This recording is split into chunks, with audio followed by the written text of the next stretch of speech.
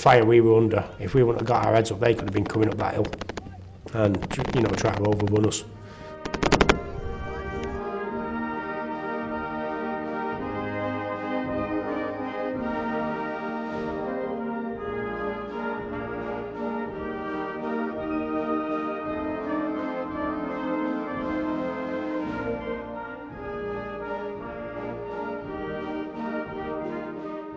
One of the greatest soldiers of all time arrived. Field Marshal Viscount Montgomery was to witness the birth of a new regiment.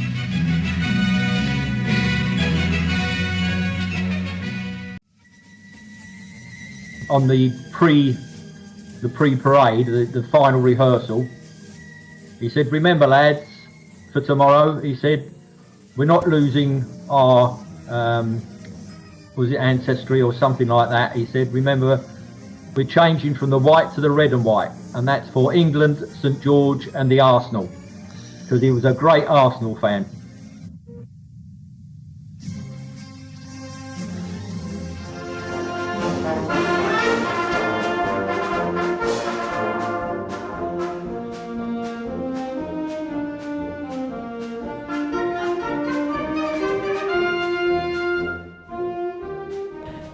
We'd come down Ballycoman estate, which was a nasty little place in just outside of Strabane, and we're coming down the road in Berries. The armoured pig was up the road somewhere, so we're walking down, and all of a sudden we come to what we call Agro Corner. There was often riots on, and all of a sudden a crowd of about 200 come around the corner, start throwing bricks and petrol bombs at you. Whenever a car was hijacked and set on fire, we had to clear it. And under stoning, the idea that the provisionals had they would do that, set us up, and then snipe, their aim being to kill any soldier. I was showing around the new unit, and I took them down to the border crossing point that had been blown to show them the house where the guy normally fires from. And I said, he normally fires from there, and he did. And he opened up with an Armalite. So we started scattering, and as I was running down the road back towards the vehicles, I was knocked to the ground, and that was it.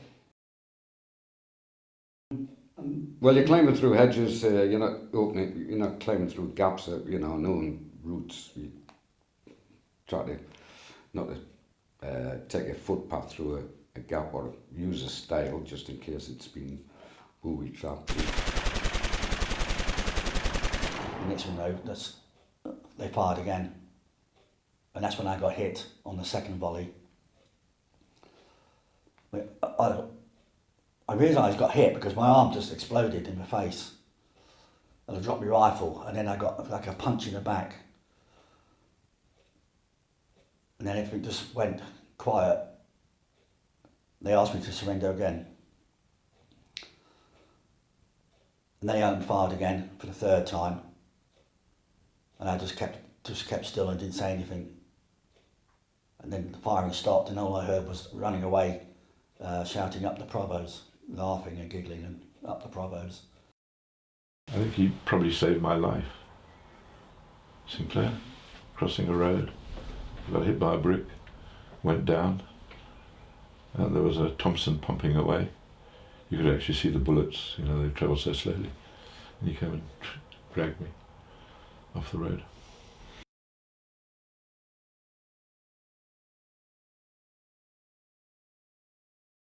We were called in and told, right, we're flying out.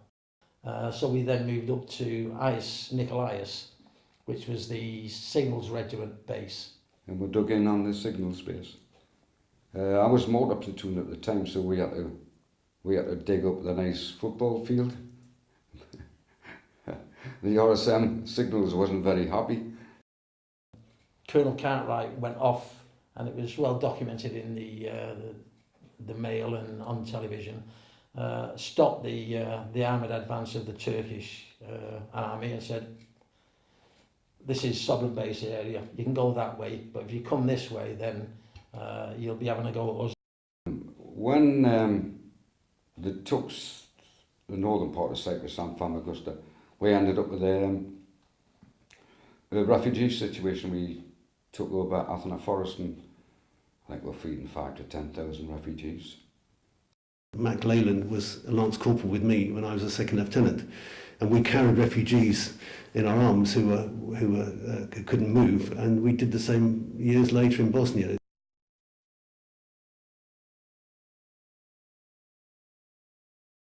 We were right at the fulcrum of international politics, foreign relations, what was happening in the United Nations Security Council.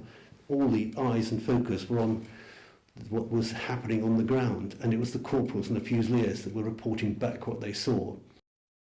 A coachload arrived from the Serb side. There was a dead body on board. No one seemed to bother about him. It was an old man that died on the coach. And these very old people, Serbs, who were very unwashed and ill, and I think probably gangrenous and so on. And no one seemed to care or do anything about them.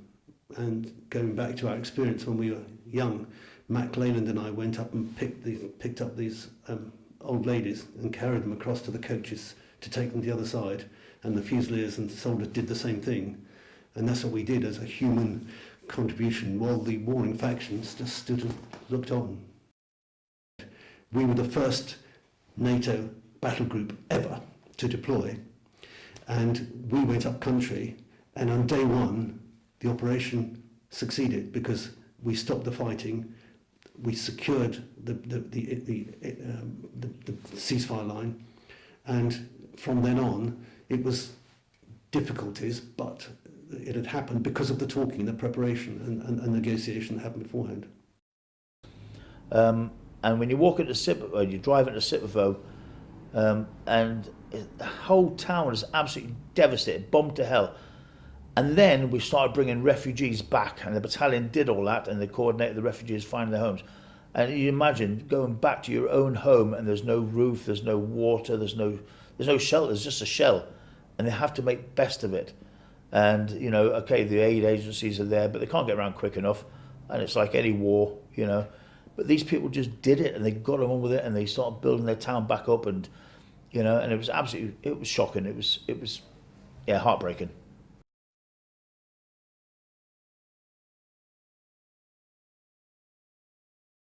We did it. We actually then were going through the breach at night, pitch black, in full NBC suits, because we were told if we were going to get hit by Saddam and chemical weapons, that was the place, because everybody was so concentrated, that'd be the place to do. So actually, you imagine you're trying to coordinate a battle group on the move at night in full NBC suit and a gas mask on.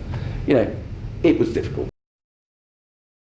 That was a sobering thing, sort of driving the other way down through this, literally zigzagging through these piles of burnt out, but it was pretty shocking actually to see the absolute mile after mile of devastation and burnt out buses, burnt out trucks, tanks, just shot to pieces.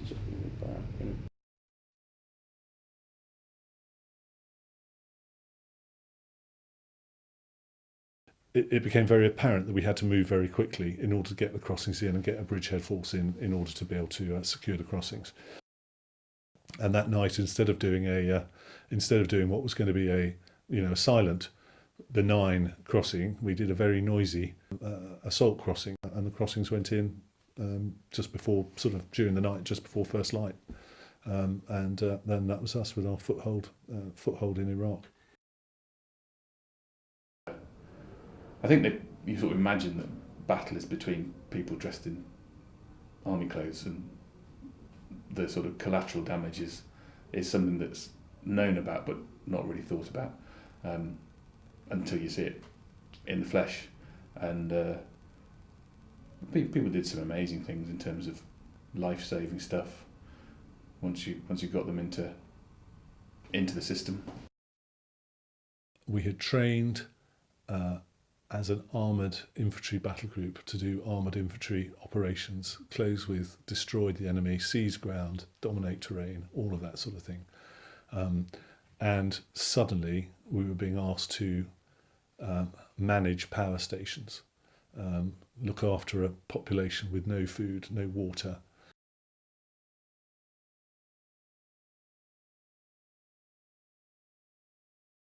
As soon as first light come, you'd be, you know, obviously you'd stand to, but next minute you'd get 107s, everything, they'd have a pop with mortars at you, open up with some small arms fire, so you'd spend the next 2 or 3 hours trying to pinpoint where they are, return fire, chimpies would fix them, we'd get on with the mortars, then we'd hopefully get some artillery would come in, because we had an artillery guy up there at one point, and then the air would come in, and they'd drop, try and find her if they could, you know, if they could identify, or the forward air controller could identify a firing point, and they'd come into it. Now and again you might get some Apaches come on.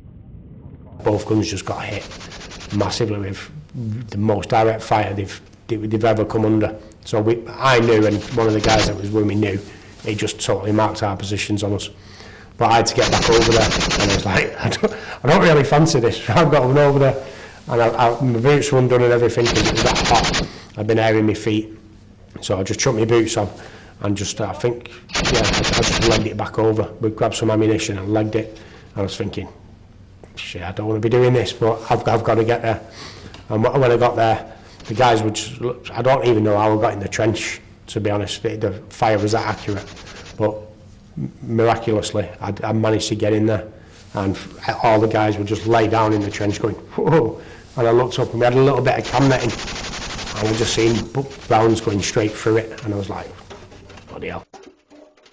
So I'd gone out, and I can remember going out, and then the next thing I can remember is being spun round, my head hitting the deck first, and then the rest of my body. So whatever it was at the time, because obviously I didn't know it, just whatever had hit me, it was like being hit with a baseball bat is all I can, you know, compare it to. And I can remember the dust settling and a piece of metal sticking out of my leg, which ended up to be that piece of metal, that's a tail fin from an 82mm Russian mortar round.